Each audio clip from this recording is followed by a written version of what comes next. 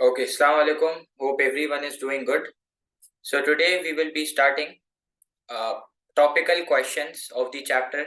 These are basically practice questions of every chapter which we do after completing every topic. So it is your homework, okay? I would be explaining every single question and then you guys would be scripting this in a paragraph form, okay? So let's start without any delay.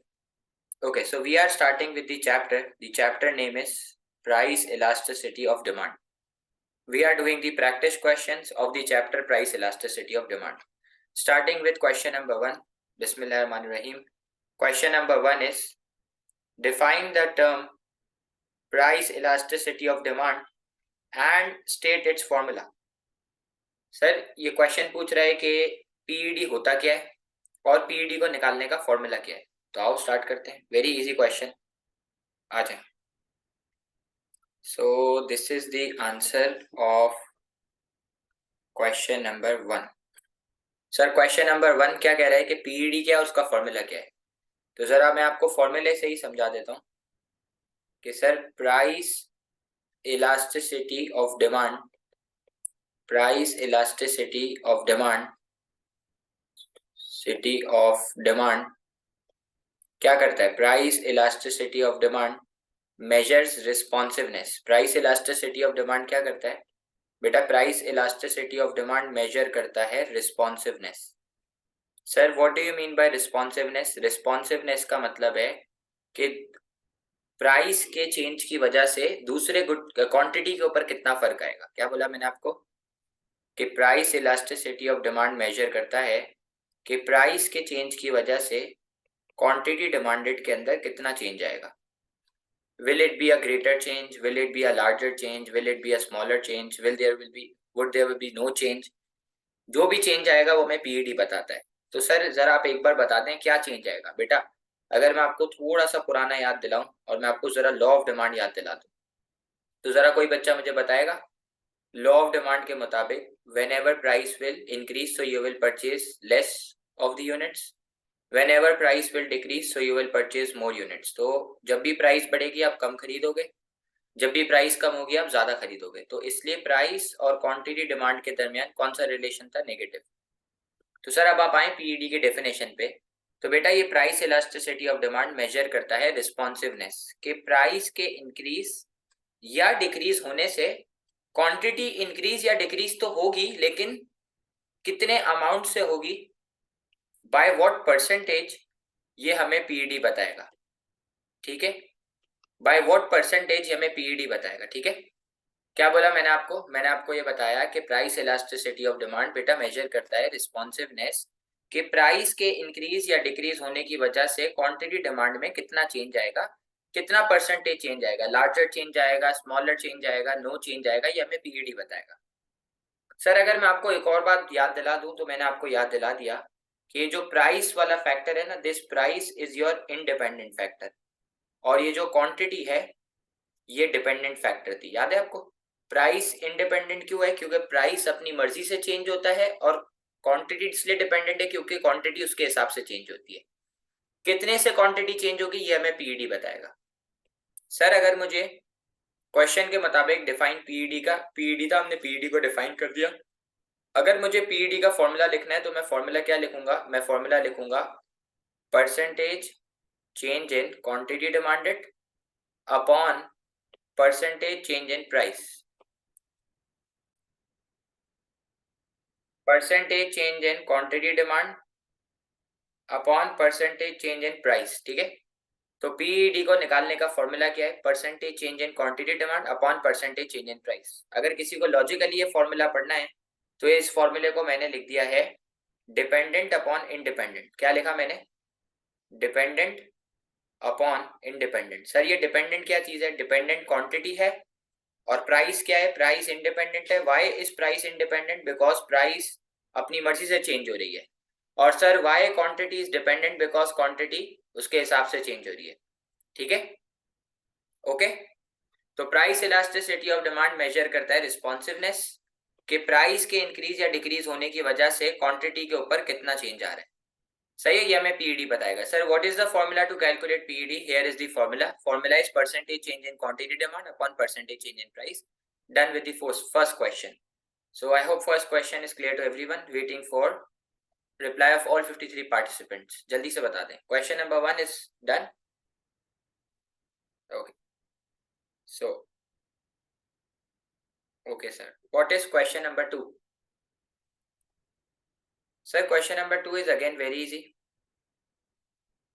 Explain the difference between elastic demand and inelastic demand.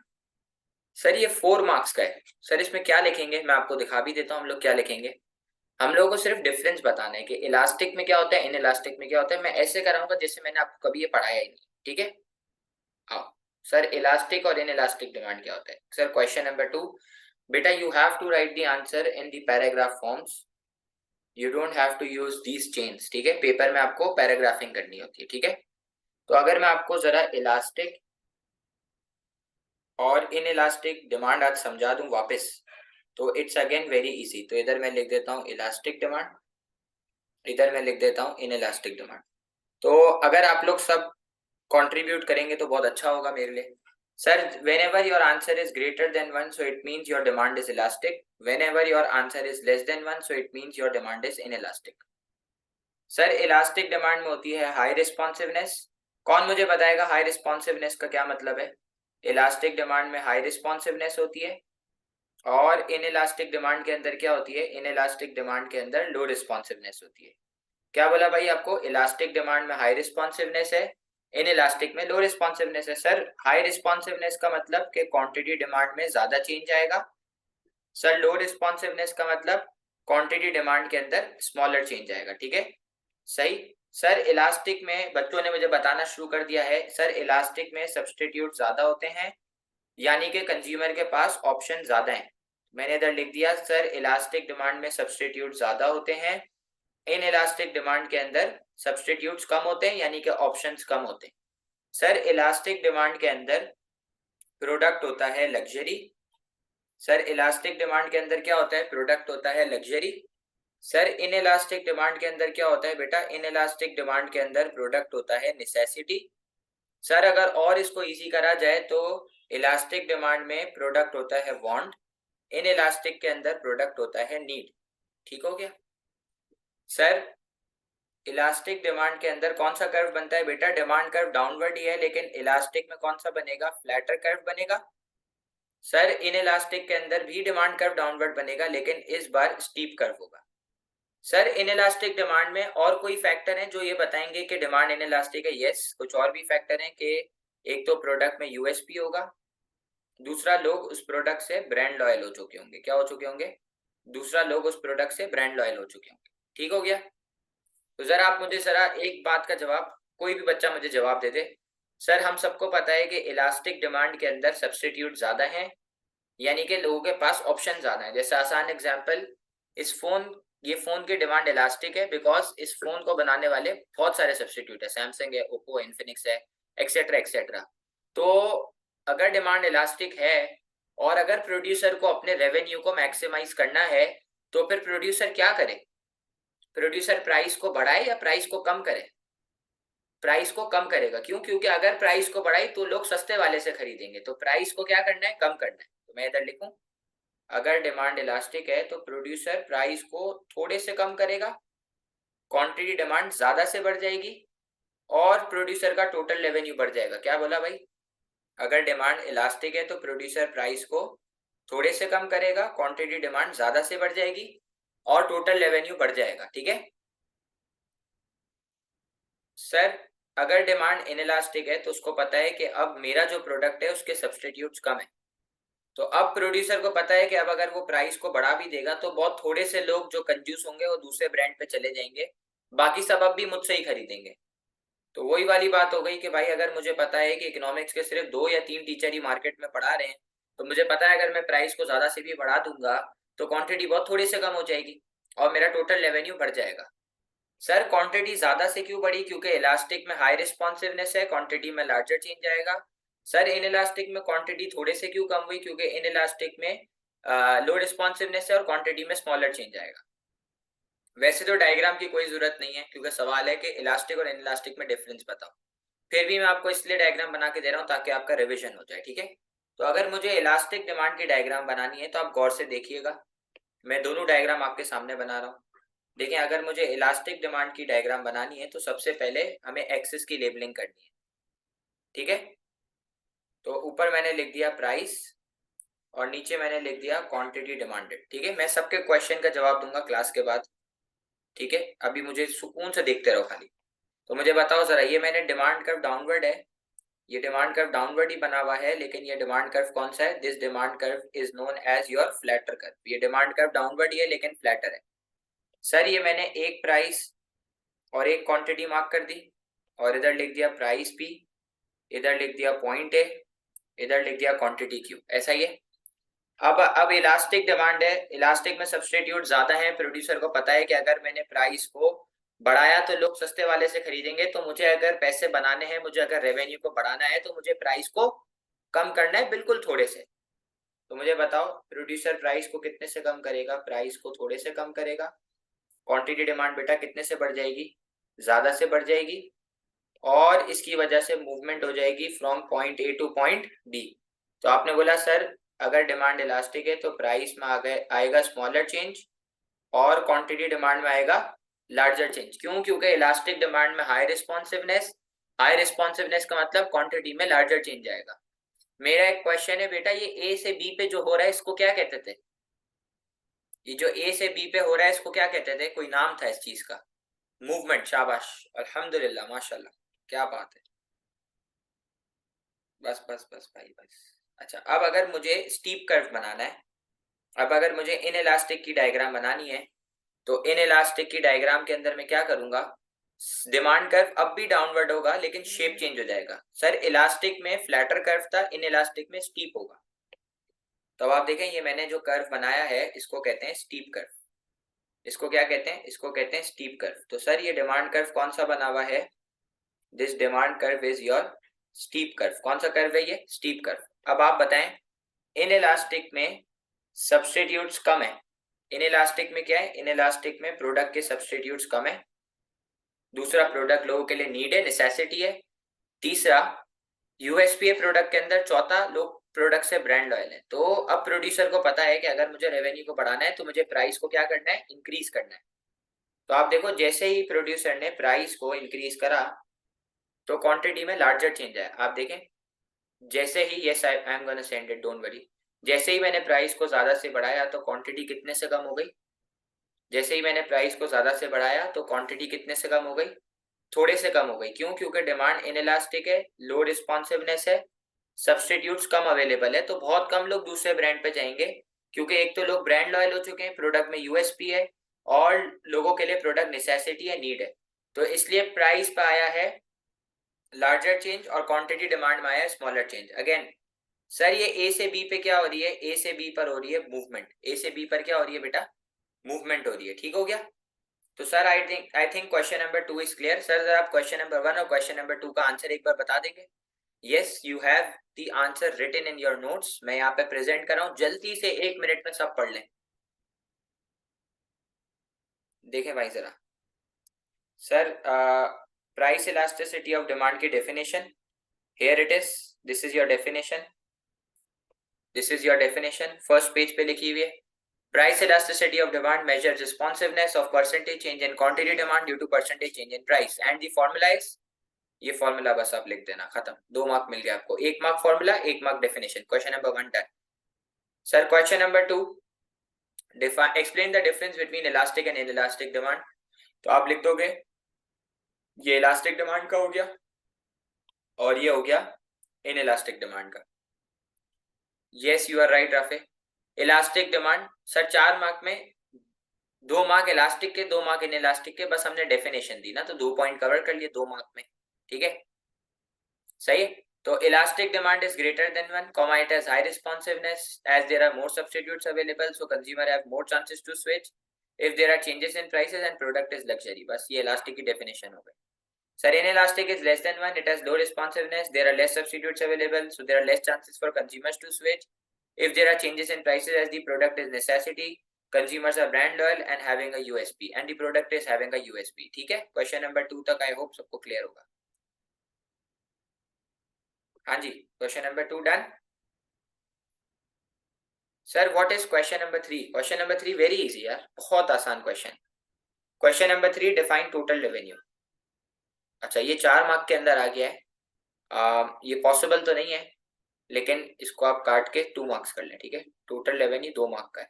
इसको सब change कर लेना please, it's a typing error. Question number 3, define total revenue. 1 mark total revenue की definition का, 1 mark again formula का. तो भाई जरा मुझे कोई बच्चा बताएगा सर ये टोटल रेवेन्यू क्या चीज थी?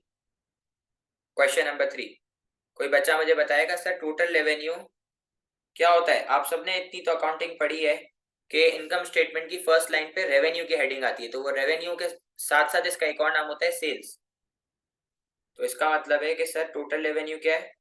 बेटा total revenue is total sales. Total revenue को क्या कहते हैं? टोटल सेल्स कहते हैं. टोटल रेवेन्यू को कहते हैं टोटल इनकम ऑफ प्रोड्यूसर. तो सर अगर आप इंग्लिश में एक बार डेफिनेशन बता दें तो इंग्लिश में क्या डेफिनेशन लिखेंगे? बेटा total revenue is total income of the producer और total sales. Sir what is the formula to calculate total revenue? The formula is price into quantity demanded. This is the formula. Sir very easy question. Question number 2 sir, define total revenue and its formula. Set है. Question number 4 ठीक हो गया. Question number 4 very easy, again हमने पढ़ा हुआ है. Question number 4, define perfectly inelastic demand 4 mark. Question number 5, define perfectly elastic demand 4 marks. तो मैं दोनों को साथ साथ कर रहा हूं.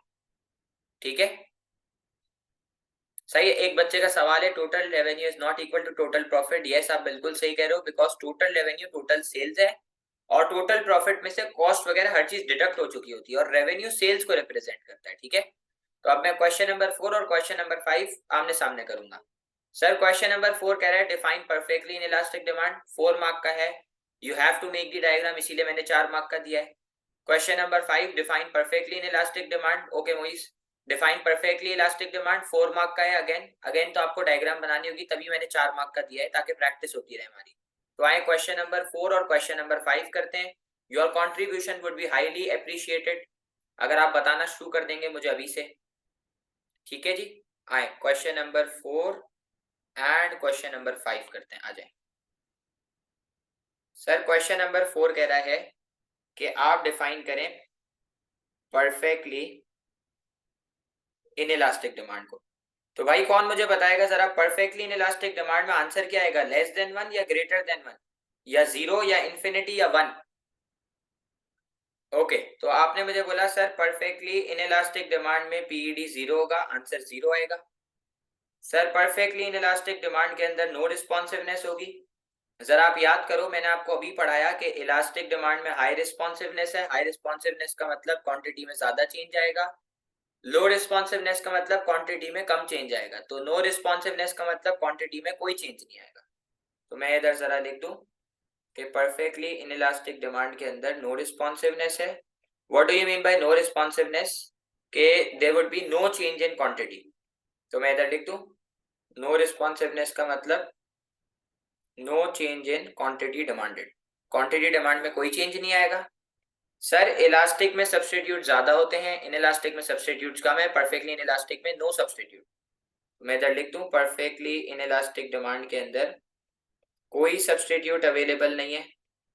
सर जो फर्म्स परफेक्टली इलास्टिक डिमांड में एग्जिस्ट करती हैं उनको हम लोग मोनोपोली भी कहते हैं. सर मोनोपोली क्यों कहते हैं? क्योंकि इसका कोई सब्स्टिट्यूट नहीं है. मतलब जो हर वो फर्म जिसकी डिमांड परफेक्टली इनइलास्टिक है वो एक अकेली फर्म है, और सिंस वो एक अकेली फर्म है तो उसको कहते हैं हम लोग प्राइस मेकर. सर ये प्राइस मेकर क्या होता है? उसको प्राइस मेकर इसलिए कहते हैं क्योंकि वो अपनी प्राइस को खुद से सेट करता है, खुद से डिसाइड करता है. सर मेरा क्वेश्चन है आप लोगों से कि सिंस क्वांटिटी में कोई चेंज नहीं आएगा, इसलिए परफेक्टली इनइलास्टिक डिमांड के केस के अंदर आपका जो डिमांड कर्व है वो वर्टिकल कर्व बनेगा. सर कोई एग्जांपल दे दें तो आपको मैंने एक एग्जांपल दी कराची के अंदर रहते हुए के इलेक्ट्रिक, और एक एग्जांपल मैंने आपको दे दी बेटा कौन सी? Life saving drugs. एक एग्जांपल मैंने आपको के इलेक्ट्रिक दे दी और एक एग्जांपल बेटा मैंने आपको दे दी लाइफ सेविंग ड्रग्स की. ऐसा ही है. तो आप मुझे एक बात बताओ, अगर डिमांड परफेक्टली इनइलास्टिक है और अगर मुझे अपने रेवेन्यू को इंक्रीज करना है तो मैं क्या करूं प्राइस को? कौन बच्चा मुझे बताएगा? अगर डिमांड परफेक्टली इनइलास्टिक है और अगर मुझे अपने रेवेन्यू को बढ़ाना है तो बेटा मुझे पता है कि मैं जितने से प्राइस को बढ़ाऊंगा उतने से मेरा टोटल रेवेन्यू बढ़ जाएगा, क्योंकि क्वांटिटी फिक्स है अपनी जगह पर। तो परफेक्टली इनइलास्टिक में मैंने अगर प्राइस को 10% से बढ़ाया तो टोटल रेवेन्यू भी 10% से बढ़ जाएगा। सही है? जितने से प्राइस बढ़ाओगे उतने से रेवेन्यू बढ़ेगा, क्योंकि क्वांटिटी में कोई चेंज नहीं आएगा, बिकॉज नो रिस्पॉन्सिवनेस है, which means there are no substitutes available. ठीक है मोइस? सर डायग्राम क्या बनेगी बेटा, मैं जूम इन कर रहा हूं। सबसे पहले लेबलिंग। लेबलिंग अब आपको याद हो जानी चाहिए, इतने टाइम से रिपीट करा जा रहा है। ठीक है, ऊपर लिख दिया मैंने प्राइस और अगेन नीचे मैंने लिख दिया क्वांटिटी डिमांडेड। सर ये डिमांड कर्व मैंने कौन सा बना दिया? This demand curve is your vertical curve. Sir ये डिमांड कर्व कौन सा है? बेटा इस डिमांड कर्व को क्या कहते हैं? बेटा इस डिमांड कर्व को कहते हैं वर्टिकल कर्व। कौन सा कर्व कहते हैं? इस डिमांड कर्व को हम लोग वर्टिकल कर्व कहते हैं। ठीक है, अब क्या करा, ये मैंने प्राइस को बढ़ा के देखा, क्वांटिटी में कोई चेंज नहीं आया। तो देखें आप, ये प्राइस पी, ये पॉइंट है। जब मैंने प्राइस को पी से P1 के ऊपर इंक्रीज करा, क्वांटिटी अनचेंज थी, बिकॉज इन इलास्टिक में, परफेक्टली इन इलास्टिक में no responsiveness, no change in quantity. तो जितने से मैंने प्राइस बढ़ाई उतने से मेरा क्या बढ़ गया? उतने से मेरा टोटल रेवेन्यू बढ़ गया। ठीक हो गया जी? तो अगर मैंने प्राइस को 10% से बढ़ाया तो मेरा टोटल रेवेन्यू भी कितने परसेंट से बढ़ गया? 10%। ए टू बी पे मूवमेंट हो रही है, शाबाश मोइस। ठीक हो गया सर? सर क्वेश्चन नंबर 5 था परफेक्टली इलास्टिक डिमांड क्या है, तो आइए ये भी करते हैं। तो जरा मुझे बताना शुरू करें, परफेक्टली इलास्टिक डिमांड में what would be your PED? तो आपने मुझे बताया बेटा परफेक्टली इलास्टिक डिमांड में सर आपका पीईडी जो है वो इन्फिनिटी होगा। परफेक्टली इलास्टिक डिमांड में आपका पीईडी क्या होगा बेटा? आपका पीईडी इन्फिनिटी होगा। परफेक्टली इलास्टिक डिमांड में there are thousands of producers. Thousands of producers का मतलब हजारों सब्स्टिट्यूट होंगे। वो लोग क्या बना रहे होंगे? वो लोग सेम प्रोडक्ट बना रहे होंगे। जब प्रोडक्ट सेम है तो प्राइस भी क्या होगी? प्राइस भी सेम होगी। सर इन सारे फर्म वालों को, इन सारी फर्म्स को कहते हैं प्राइस टेकर, क्योंकि वो ये सारे प्राइस को मिलके सेट करेंगे, इसलिए इनको प्राइस टेकर कहते हैं। सर यहाँ पर डिमांड कर्व बनेगा हॉरिजॉन्टल कर्व। यहाँ पर डिमांड कर्व कौन सा बनेगा? हॉरिजॉन्टल कर्व बनेगा। सर यहाँ पे सबका ऑब्जेक्टिव जो है वो सर्वाइवल होता है। बेटा होमोजीनियस का मतलब है कि प्रोडक्ट सेम है, मिलता जुलता होगा। सर इधर कौन सा प्रोडक्ट होगा बेटा? इधर प्रोडक्ट जो इस्तेमाल कर रहे हैं, एग्जाम्पल वो है बेसिक नेसेसिटी। जैसे कि 1000 किरियाना शॉप्स है, वो सब आटा चावल चीनी ये सब बेचते हैं। ठीक है, तो सिंस सबका प्रोडक्ट सेम है तो कोई भी प्राइस को चेंज नहीं कर सकता। तो लेट सपोज अगर एक बंदे ने प्राइस को बढ़ा दी तो वो मार्केट के बाहर हो जाएगा। लेट सपोज कि एवरीवन इज सेलिंग आटा एट 1000 रुपीज पर किलो। ठीक है, अगर हजारों प्रोड्यूसर हैं, अगर एक प्रोड्यूसर ने 1000 से 1100 खरीद तो कोई इससे नहीं खरीदेगा, he would be out of the market. अगर किसी एक प्रोड्यूसर ने प्राइस को 1000 से 900 कर दी तो सिंस सबका प्रोडक्ट सेम है और बाकी अगर प्रोड्यूसर्स को सरवाइव करना है तो उनको भी मजबूरन प्राइस को रिड्यूस करना पड़ेगा। तो अगर मैंने प्राइस को रिड्यूस करा तो मेरा तो नुकसान है ही है, साथ में सबका नुकसान है। तो सर क्या रेवेन्यू नहीं बढ़ सकता? No, it's not always important कि आप प्राइस को चेंज करो। आप ज्यादा क्वांटिटी बेच के ज्यादा रेवेन्यू कमा सकते हो। सर ज्यादा क्वांटिटी कैसे बेचें? आप अपनी शॉप के टाइमिंग इंक्रीज कर सकते हैं और ज्यादा क्वांटिटी बेच के ज्यादा रेवेन्यू कमा सकते हैं। ठीक हो गया? सर डायग्राम क्या बनेगी बेटा? डायग्राम में हॉरिजॉन्टल कर्व बनेगा। कौन सा कर्व बनेगा बेटा? डायग्राम के अंदर कौन सा कर्व बनेगा? हॉरिजॉन्टल कर्व बनेगा। तो देखें, सबसे पहले अगेन मैंने दो एक्सिस बनाई, लेबलिंग कर दी, ऊपर लिख दिया प्राइस और अगेन नीचे लिख दिया क्वांटिटी डिमांडेड। ठीक हो गया? सर ये मैंने डिमांड कर्व जो है ये कौन सा बना दिया? बेटा अगर आटे वाले हैं और अगर वो एडवर्टाइजमेंट करते हैं साथ तो उससे कोई फर्क थोड़ी पड़ेगा। मतलब मैं आटे वाला हूँ, मैं एडवर्टाइजमेंट करूँ भाई मेरा आटा बहुत अच्छा है, तो कोई मेरे से थोड़ी खरीदना आएगा भाई, सबके प्रोडक्ट सेम है। ठीक है, तो सर इधर डिमांड कर्व कौन सा बनेगा? This demand curve is horizontal curve. बेटा डिमांड कर्व इधर कौन सा बनेगा? इधर जो आपका डिमांड कर्व है वो हॉरिजॉन्टल बनेगा, क्योंकि आप प्राइस को चेंज नहीं कर सकते। ठीक है सर, आप ना प्राइस को बढ़ा सकते हो ना आप प्राइस को कम कर सकते हो, ना आप प्राइस को बढ़ा सकते हो ना आप प्राइस को कम कर सकते हो। रेवेन्यू इंक्रीज करने का there is only one way to increase revenue, there is only one way, और वो वे क्या है कि आप जितने से क्वांटिटी को बढ़ाओगे उतने से आपका टोटल रेवेन्यू बढ़ जाएगा, क्योंकि आप प्राइस को चेंज नहीं कर सकते। आपने प्राइस को बढ़ा के भी देख लिया, आपने प्राइस को रिड्यूस करके भी देख लिया। ठीक है, तो आई गेस आपको क्वेश्चन नंबर 4 और क्वेश्चन नंबर 5 क्लियर होगा, बहुत डिटेल में कराया गया है। ठीक है, जल्दी से आप मुझे जवाब दे दें। Till you guys are giving me the reply, I am just gonna take the picture of the attendance.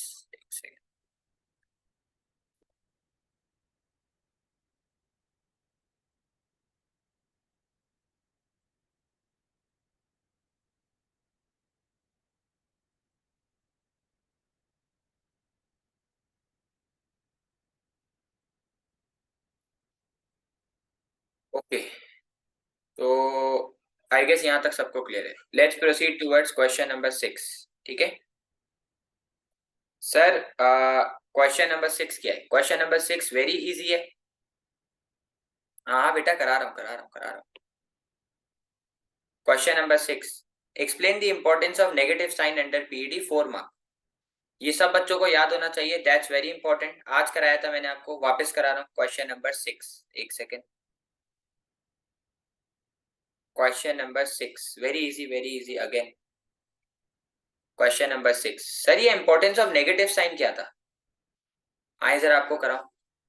हाँ हाँ शाबाश, तो मुझे बताओ जरा, पीईडी का फॉर्मूला क्या है? Percentage change in quantity demand upon percentage change in price, which means dependent upon independent. तो लेट्स अज्यूम कि क्वांटिटी डिमांड का आंसर आ रहा है -100% और प्राइस का आंसर आ रहा है 50%, तो आंसर आएगा -2। और बेटा माइनस को हमेशा क्या करना है? We always have to ignore this negative sign. What do we have to do? We always have to ignore this negative sign. Sir, why do we have to ignore this negative sign? Because this negative sign shows negative relationship. Sir मैंने आपको class के शुरू में law of demand लिखवाया कि price और quantity demand के दरमियान नेगेटिव रिलेशन है, इसलिए आप नेगेटिव साइन को हमेशा इग्नोर करोगे और पीडी हमेशा नेगेटिव में आएगा।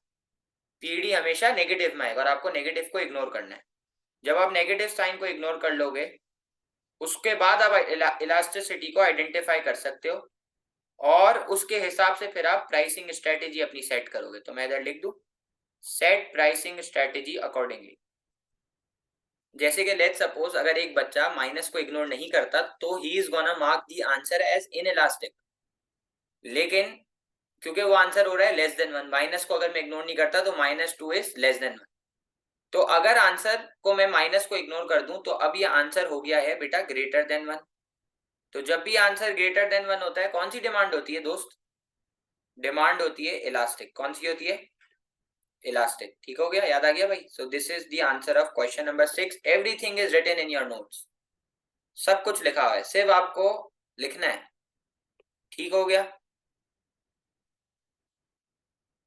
क्वेश्चन नंबर 7 आए, मैं वो भी बताता हूं। अगर -1 आ गया तो 1 जो है वो यूनिटरी को रिप्रेजेंट करता है, मैं एंड में यूनिटरी भी करा दूंगा। ठीक है बेटा, आंसर पॉजिटिव नहीं आ सकता कभी भी, बस याद रखना हमेशा नेगेटिव आएगा।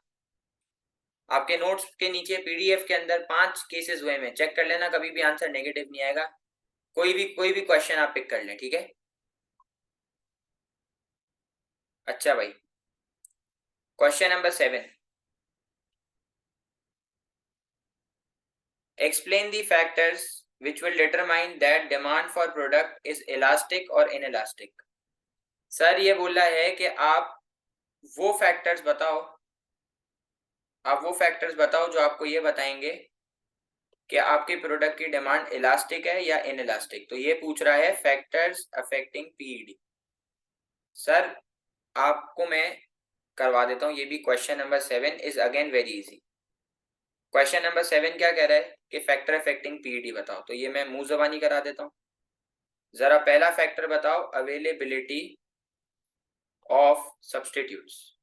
आप क्लास के बाद अगर आपने नोट्स नहीं पढ़े तो ये क्लास जाया हो गई। हाँ भाई, फैक्टर अफेक्टिंग पीडी पूछ रहा है, अवेलेबिलिटी ऑफ सब्स्टिट्यूट। हम सबको पता है अगर सब्स्टिट्यूट ज्यादा है डिमांड इलास्टिक, सब्स्टिट्यूट कम है तो डिमांड इनइलास्टिक। ठीक है सर, दूसरा फैक्टर है नेसेसिटी और लग्जरी प्रोडक्ट। सर अगर एक प्रोडक्ट नेसेसिटी है, नीड है, तो अभी आपको शुरू में पढ़ा है कि डिमांड इनइलास्टिक है, लग्जरी है तो इलास्टिक है। ठीक है फिर इधर तीसरा फैक्टर मैं लिख रहा हूं एडिक्शन और नॉन एडिक्शन। अगर एक प्रोडक्ट एडिक्शन है, आदत है, आदत मतलब नीड है, जरूरत है, तो उसकी डिमांड इनइलास्टिक, आप जो भी प्राइस वो चार्ज करे आप पे करोगे। सर एक प्रोडक्ट अगर नॉन एडिक्शन है, आदत नहीं है, लग्जरी है, मतलब बंदा अगर शौक में सिगरेट पी रहा है तो प्राइस बढ़ भी जाए उसको कोई फर्क नहीं पड़ना। तो अगर एक चीज नॉन एडिक्शन है तो डिमांड इलास्टिक, एडिक्शन है तो इनइलास्टिक। सर चौथा फैक्टर है proportion of income spent on a good। चौथा फैक्टर है proportion of income। आपकी जिंदगी का इनकम का बहुत सारा हिस्सा नेसेसिटी के ऊपर खर्च होता है और बहुत कम हिस्सा लग्जरी के ऊपर खर्च होता है।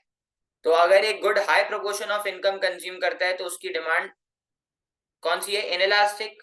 और अगर एक good low proportion of income spend करता है तो उसके ऊपर डिमांड इलास्टिक है। आसान एग्जांपल, सर अगर मैं अपनी बात करूं तो मेरा महीने का 40,000 रुपए का फ्यूल आता है और 10-12 हज़ार रुपए मेरा खाने पीने का खर्चा है, 2-3 हज़ार रुपए मिससेलेनियस एक्सपेंस है। तो मेरी इनकम का जितना भी हिस्सा है वो मेरी नेसेसिटीज के ऊपर आ रहा है। ठीक है सही भाई, ठीक है। अच्छा अगर गरीब आदमी की बात करें, वो 25,000 रुपए कमा रहा है तो 20,000 रुपए का वो राशन वगैरह खरीद रहा है। तो अगेन अपनी इनकम का बहुत बड़ा प्रोपोर्शन, 20,000 बिग प्रोपोर्शन, बहुत बड़ा प्रोपोर्शन वो नेसेसिटी के ऊपर खर्च कर रहा है और नेसेसिटी की डिमांड इनइलास्टिक होती है। सर आप अपनी इनकम का बहुत कम प्रोपोर्शन जो है वो लग्जरी के ऊपर खर्च करते हो, मतलब फोन थोड़ी कोई रोज चेंज करता है, 2-3 साल में एक बार, गाड़ी भी 2-3 साल में एक बार। तो लो प्रोपोर्शन का मतलब डिमांड इलास्टिक, हाई प्रोपोर्शन होगी तो डिमांड इनइलास्टिक। अगर एक प्रोडक्ट एडिक्शन है तो डिमांड इनइलास्टिक, नॉन एडिक्शन है तो इलास्टिक। अगर एक प्रोडक्ट नेसेसिटी है, नीड है तो डिमांड इनइलास्टिक, लग्जरी है, वांट है तो डिमांड इलास्टिक। सब्स्टिट्यूट ज्यादा है तो डिमांड इलास्टिक, सब्स्टिट्यूट कम है तो डिमांड इनइलास्टिक। ठीक है अरीब क्लास के बाद मुझसे अलग से पूछ लेना, कोई प्रॉब्लम नहीं है। ठीक है भाई।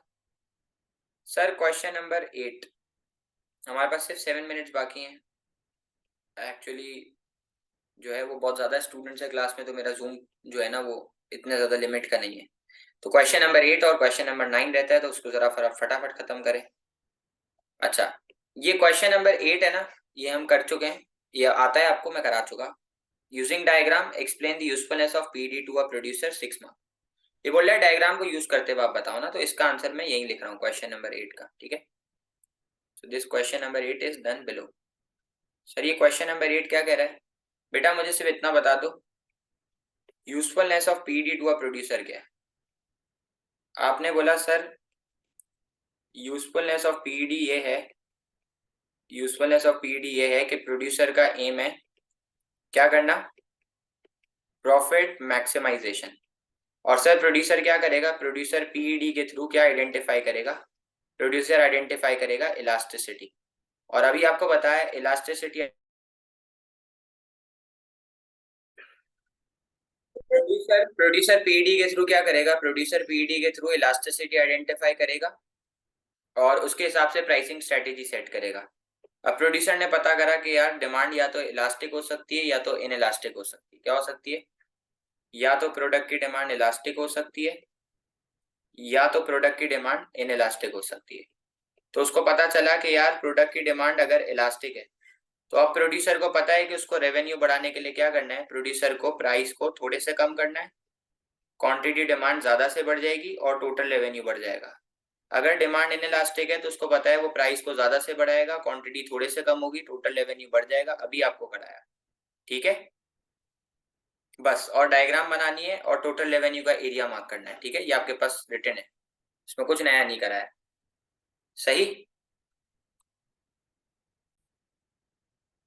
तो usefulness of PD to a producer के मुताबिक प्रोड्यूसर जो है वो अपने रेवेन्यू को बढ़ाने के लिए क्या करेगा, इलास्टिसिटी आइडेंटिफाई करेगा और उसके हिसाब से प्राइसिंग स्ट्रेटेजी सेट करेगा। अगर डिमांड इलास्टिक है तो वो प्राइस को रिड्यूस करेगा, इन इलास्टिक है तो प्राइस को ज्यादा से बढ़ा देगा। ठीक है अब मैं क्वेश्चन नंबर 9 की तरफ जाता हूँ जो कि लास्ट क्वेश्चन है हमारा। Define unitary elastic demand 4 mark. आ जाए